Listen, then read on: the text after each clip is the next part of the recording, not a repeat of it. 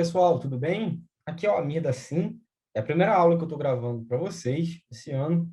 Espero que vocês gostem. Se tiver alguma sugestão para falar um pouquinho mais rápido ou devagar, deixa aqui nos comentários para a próxima ficar ainda melhor. Beleza? Pessoal, o tema que a gente vai conversar hoje é sobre tempestade tireoidiana. Em vez de a gente ir direto ao ponto, é importante relembrar alguns conceitos da fisiologia para depois ficar muito mais fácil de recordar e de entender tudo que a gente for falar. Beleza? Bem, isso aqui, pessoal, é uma biópsia de tireoide. Eu tirei um pedacinho da tireoide, coloquei numa lâmina, isso aqui que a gente vai ver. A gente vai ver, na verdade, que a estrutura que faz a tireoide funcionar, a unidade funcional, é o folículo tireoidiano, que é composto pelas células foliculares, no seu interior tem o coloide, em volta fica o intestício. Vamos transformar isso aqui em desenho para ficar ainda mais fácil da gente entender. De novo, o folículo tireoidiano é a unidade funcional, que é isso tudo aqui, onde dentro fica o coloide, e ele é composto pelas células foliculares. Em volta, por onde chega o sangue, o suprimento sanguíneo, o iodo, é o intestício, beleza? Vamos relembrar agora como que é a formação do hormônio tireoidiano. O iodo, pessoal, vem pelo intestício, é jogado lá para o coloide através da bomba de iodo, passando pela célula folicular. Então, a bomba de iodo vai jogando o iodo lá para dentro do coloide. Em seguida, a gente tem que saber que existe uma proteína aqui chamada de tireoglobulina, que já foi produzida pela própria célula folicular e foi jogada aqui para dentro do coloide. Aí essa enzima aqui, que é a TPO, vai ligar o iodo com a tireoglobulina e vai formar dois compostos, o MIT e o DIT, monoiodotironina e diiodotironina. O nome vem de acordo com a quantidade de iodo que foi anexada à tireoglobulina. Então, a MIT tem um iodo e a DIT tem dois iodos. Novamente, também pela TPO, o MIT e o DIT vão sofrer um novo processo, formando agora sim o hormônio T3 e o T4. Vejam, duas DITs, ao se ligarem, 2 mais 2 formam o T4, e uma MIT com uma DIT, 2 mais 1, formam o T3, tá? Esse hormônio que está aqui, ele não é ativo ainda. Talvez seja um mecanismo de defesa do nosso organismo para que, caso esse coloide vazasse, não fizesse uma liberação muito grande de hormônios para a corrente sanguínea. Então, eles têm que passar por mais uma etapa. Como é que é essa etapa? A célula folicular vai fazer a endocitose desse T3 e desse T4 e vai digerir a fração da tireoglobulina, agora sim deixando o T3 e o T4 disponíveis. Por fim, ela vai ser excretada da célula lá para o intestino e em seguida vai seguir a circulação. Vamos lembrar de uma coisa ainda aqui também. O hormônio ativo é o T3, tá? Só que ele é produzido em muito menor quantidade que o T4. O T4 é produzido cerca de 20 vezes a mais do que o T3. Mas por que isso? Pensa, se eu produzisse o hormônio ativo e naquele momento ele tem uma meia-vida mais curta, ele circulasse e fizesse ação, minha glândula ia ter que ficar trabalhando para jogar toda hora T3 na circulação. Não é muito prático isso. Então, o que que ela faz? Ela joga o T4, que dura até 8 dias, que ele fica circulando no nosso organismo, e tem alguns tecidos que tem uma enzima que é capaz de converter o T4 em o T3, aí sim tornando ele ativo. Então, fica muito mais fácil ter esse hormônio circulante disponível do que ficar tendo que produzir toda hora. Eu não comentei para vocês, e alguém que é muito importante, é o TSH. O TSH vai atuar em vários momentos dessa produção do hormônio, por exemplo, na bomba de iodo, aumentando a sua capacidade de captação, na tireoperoxidase, que é a TPO, aquela enzima que a gente conversou, aumentando a produção do hormônio, na excreção do T3 e do T4, ou seja, é um hormônio muito importante que faz com que a glândula fique mais ativa, tá? Além disso, o TSH tem uma função de aumentar a vascularização da glândula e de hiperplaseá-la também, tá? Vamos especificar um pouquinho melhor aquele processo de conversão periférica do T4 e T3 agora. Aquele T4 que foi produzido, ele vai circular ligado a algumas proteínas. A principal é a TBG, mas ela também pode circular ligado à albumina ou à transferretina, tá? Mas vamos decorar a TBG que é o principal. Então, ele fica circulando ligado à TBG, passa próximo ao tecido que contém essa enzima chamada de desiodase, que vai converter o T4 em T3. Agora sim ativo, podendo atuar na célula fazendo várias funções. Uma que é muito importante é a sensibilização dos receptores beta. A gente vai ver que isso vai ser muito importante na fisiopatologia da tireotoxicose, tá? Bem, então, novamente, o que o T3 vai fazer? Ele vai aumentar a sensibilidade beta-adrenérgica, ele vai aumentar a ação da bomba sódio de potássio, a TPase, vai ter um efeito direto sobre o cardiomiócito, aumentando a força de contração, vai atuar nas mitocôndrias, acelerando o metabolismo basal. Tranquilo? Agora a gente pode dar um passo adiante, já que a gente já entendeu isso, só que vamos falar do último conceito. Tireotoxicose não é a mesma coisa que hipertiroidismo, tá? Tireotoxicose é a manifestação clínica do excesso dos hormônios tireoidianos circulantes. Por exemplo, eu sou eutiroideu, não tenho nenhuma doença na minha tireoide. Se eu tomar 40 comprimidos de Puran, que é o hormônio sintético, eu vou ter sintomas decorrentes do excesso dos hormônios, mesmo que eu não tenha uma patologia tireoidiana. Eu vou ter uma tireotoxicose sendo eutiroideu. Da mesma forma que o paciente que tem hipertiroidismo, que é o hiperfuncionamento da glândula, como uma doença de Graves, por exemplo, se ele tomar certinho as medicações antitireoidianas para controlar a doença, ele vai ter a doença hipertiroidismo, só que não vai ter a manifestação clínica que é a tireotoxicose. Beleza? Viram como é diferente? E quais seriam essas manifestações clínicas do excesso dos hormônios, da tireotoxicose? Bem, vai de nervosismo causado pelo aumento do tônus simpático, taquicardia pelo aumento desses receptores beta sensibilizados, hiperdefecação, hipersensibilidade ao calor pelo aumento do metabolismo basal, PA divergente. Isso é muito interessante, pessoal. A partir de hoje vocês não vão decorar essa PA divergente. A gente sempre confunde, é convergente, divergente, vai ficar fácil agora. Preste atenção. No coração, a gente não tem um aumento da sensibilidade dos receptores beta. No coração, o receptor beta faz com que o coração contraia mais forte. Enquanto isso, nos vasos, o receptor beta faz com que o vaso relaxe. E a gente também vai ter aumento da expressão dos receptores betas no vaso por conta dos hormônios tireoidianos. Então, eu vou ter as duas coisas. Aumentando o receptor beta no coração, eu aumento a força de contração, que é um dos maiores determinantes da pressão sistólica, e se eu tenho relaxamento vascular, eu vou diminuir a pressão diastólica. Então, eu vou ter uma pressão sistólica alta e uma pressão diastólica baixa, fazendo ela ficar bem divergente. Tá? Outras manifestações, como tremores, sudorese e fadigas, também estão presentes. Tudo isso aqui, pessoal, vai lembrar o quê? Uma síndrome adrenérgica. Então, é legal a gente associar uma tireotoxicose a uma síndrome adrenérgica, primeiro, que de fato é uma síndrome adrenérgica, é uma das causas de síndrome adrenérgica. E segundo, é que você vai lembrar dos diferenciais. Tudo que faz uma síndrome adrenérgica vai ser seu diferencial quando você estiver suspeitando de uma tireotoxicose, tá bom? Exemplo, uso de cocaína, alguma droga estimulante, tá bom? Só que agora vamos imaginar o seguinte cenário, pessoal, que eu tenha um combustível, um pano de fundo aí, de uma patologia que pode ser relacionada ou não relacionada à tireoide, que predisponha que eu tenha uma tireotoxicose, tá? Que eu já tenha mais hormônio circulante, por exemplo. Uma doença tireoidiana autoimune, como um Graves, um nódulo que já produza muito hormônio, ou um hipertireoidismo central que eu produzo muito TSH, e isso estimula muito a glândula, ou até um tumor trofoblástico gestacional, a tal da mola, que produz muito HCG, lembrando que o HCG é estruturalmente muito parecido com o TSH, então consegue atuar nos receptores do TSH estimulando a tireoide, ou enfim, que eu tenho uma tireoidite, tome muito hormônio exógeno, ou que eu tenho um nódulo que produza um hormônio ectópico, por exemplo, tudo isso já seria um pano de fundo que já me induziria uma tireotoxicose.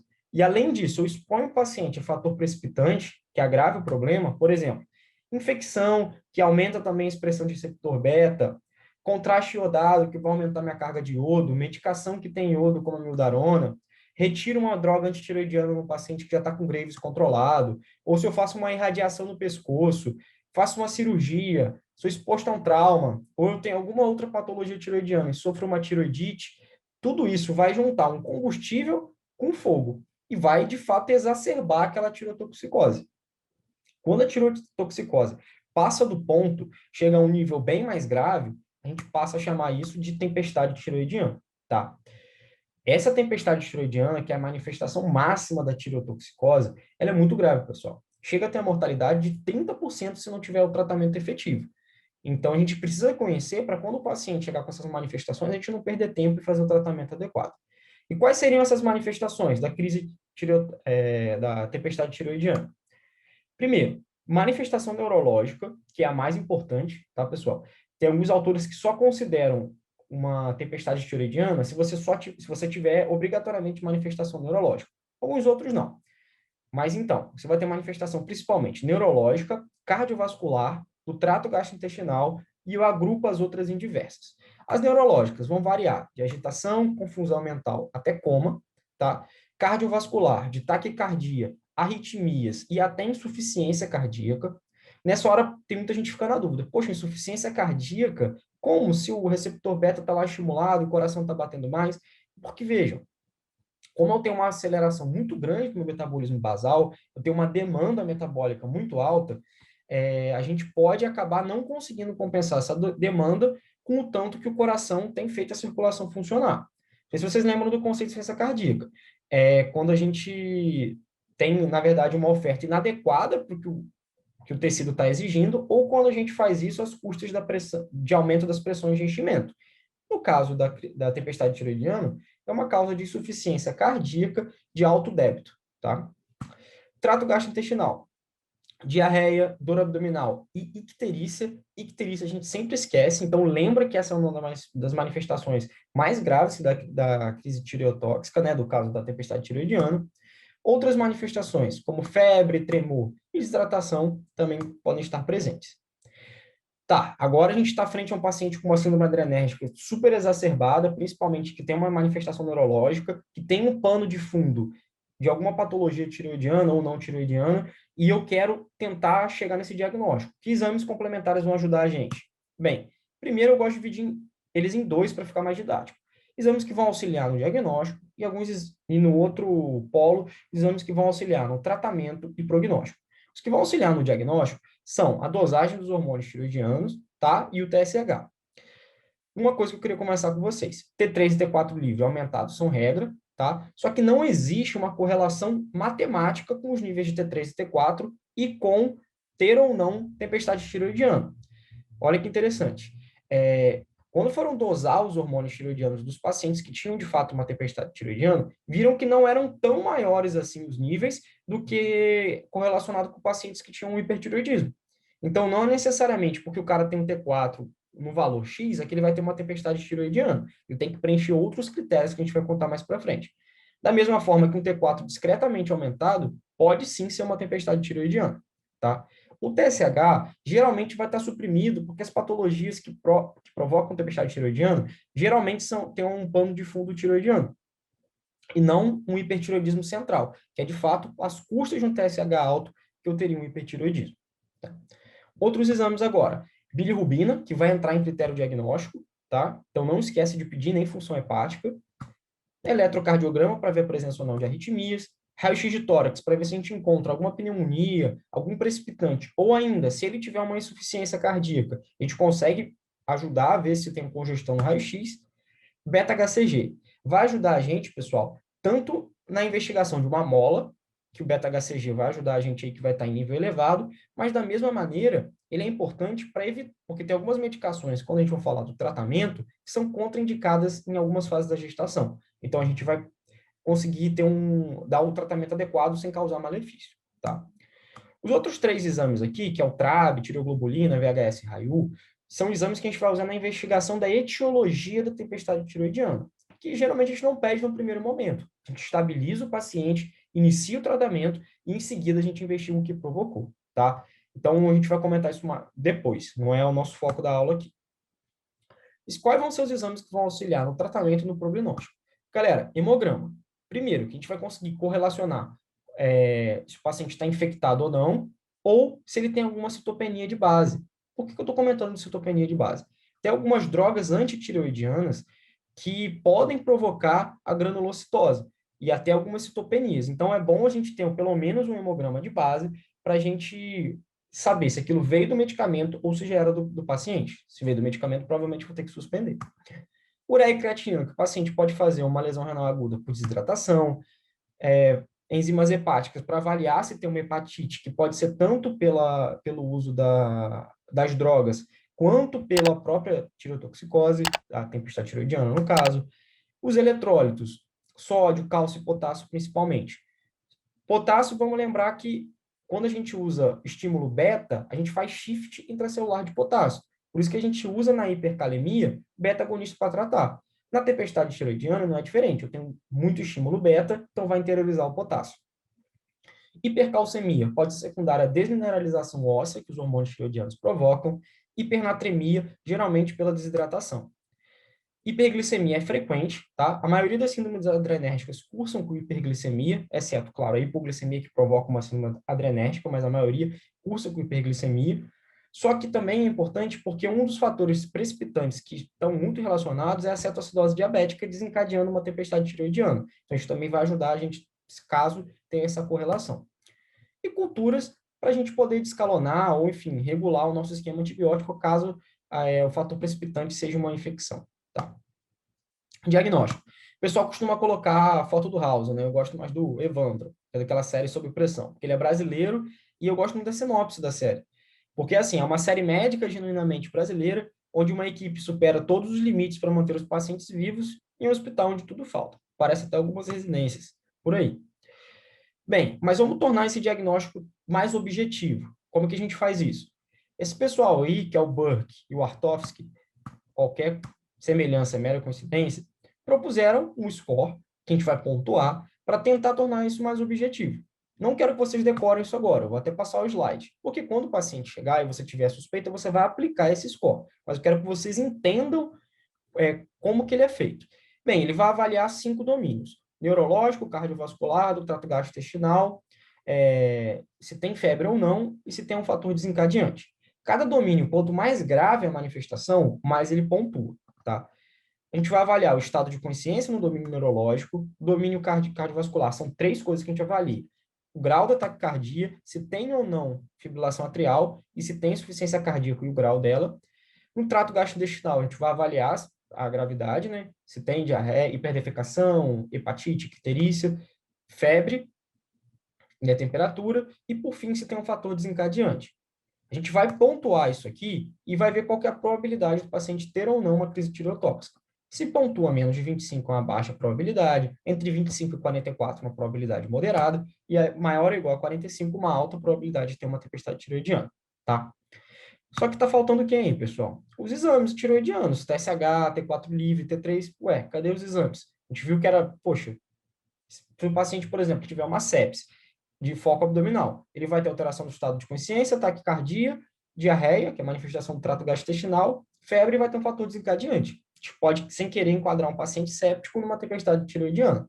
Então, pensando nisso, a Camiso, tá? Não é esse japa aqui, esse é o japa do federal, é esse aqui que é o Camiso, só que assim fica mais fácil a gente lembrar, propôs os seguintes critérios. Bem, o paciente tem que ter tireotoxicose e T3 e T4 elevado. Eu uso como critério obrigatório. E, além disso, eu vou ter os seguintes sinais e sintomas: alteração do sistema nervoso central, temperatura elevada, frequência cardíaca elevada, presença ou não de insuficiência cardíaca e manifestações do trato gastrointestinal, incluindo bilirrubina maior ou igual a 3. Então, lembrem, foi importante a gente ter pedido lá naquele exame do começo a bilirrubina, porque vai entrar aqui em critério diagnóstico. Como que a gente confirma, então, esse diagnóstico? O critério obrigatório, que é o nível de T3 e T4 elevado, mais tireotoxicose, mais alteração do nervoso central, mais uma das outras manifestações aqui: temperatura elevada, frequência cardíaca, insuficiência cardíaca ou sintomas gastrointestinais.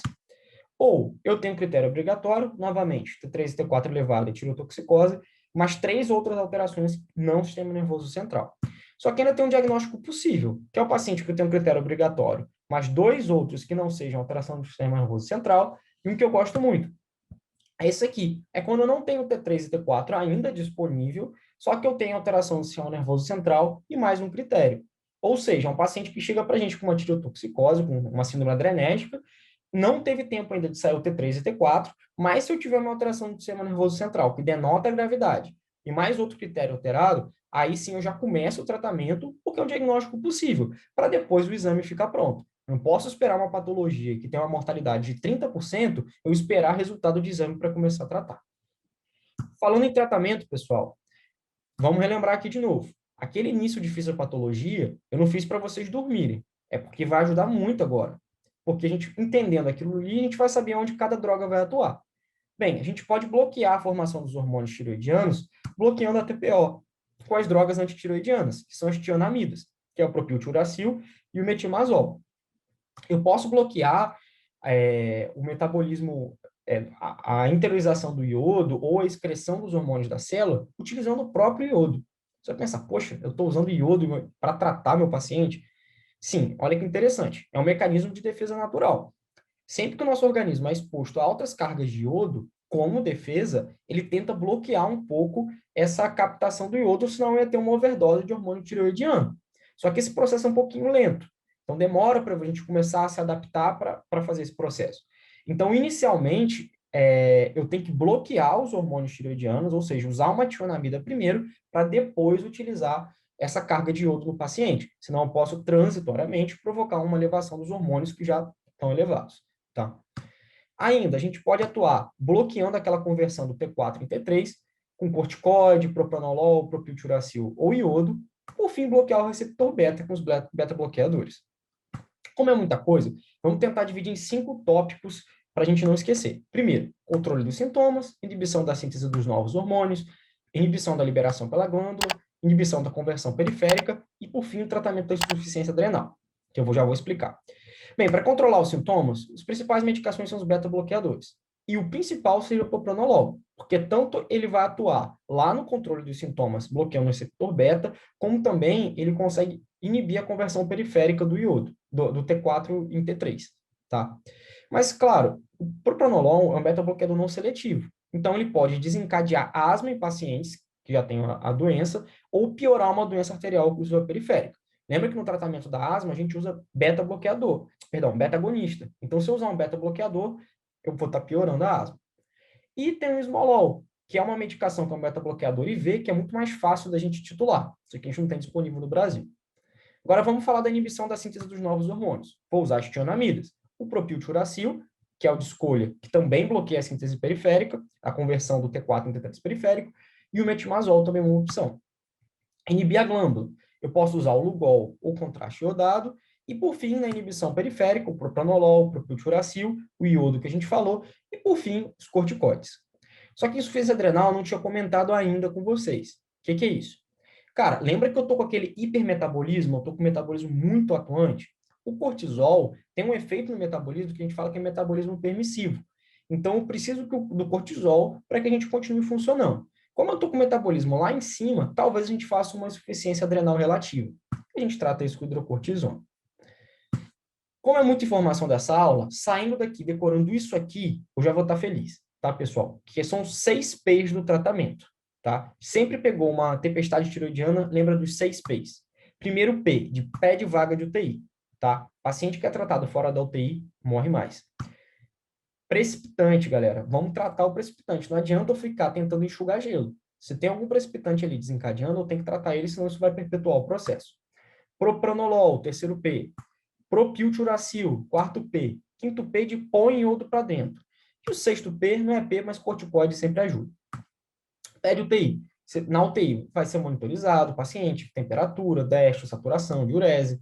O precipitante, se tiver infecção, a gente vai dar antibiótico, evitar exame contrastado, a gente vai voltar as medicações que o paciente tenha suspendido, tratar a febre, hidratar caso ele esteja desidratado, tá bom?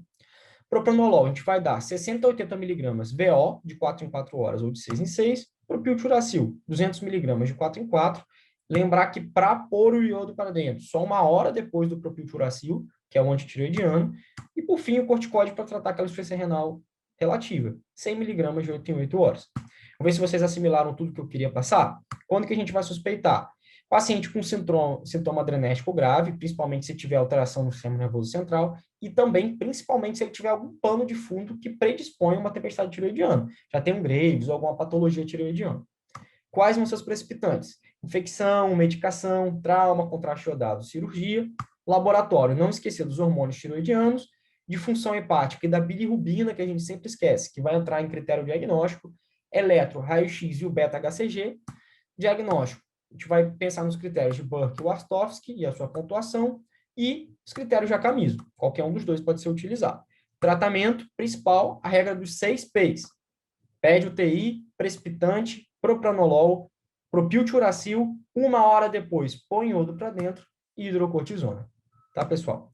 Eu deixei aqui para vocês a tabela das doses de cada um, para quando vocês precisarem no plantão, tiver sem internet, você bate o print e já deixa isso aí salvo no celular.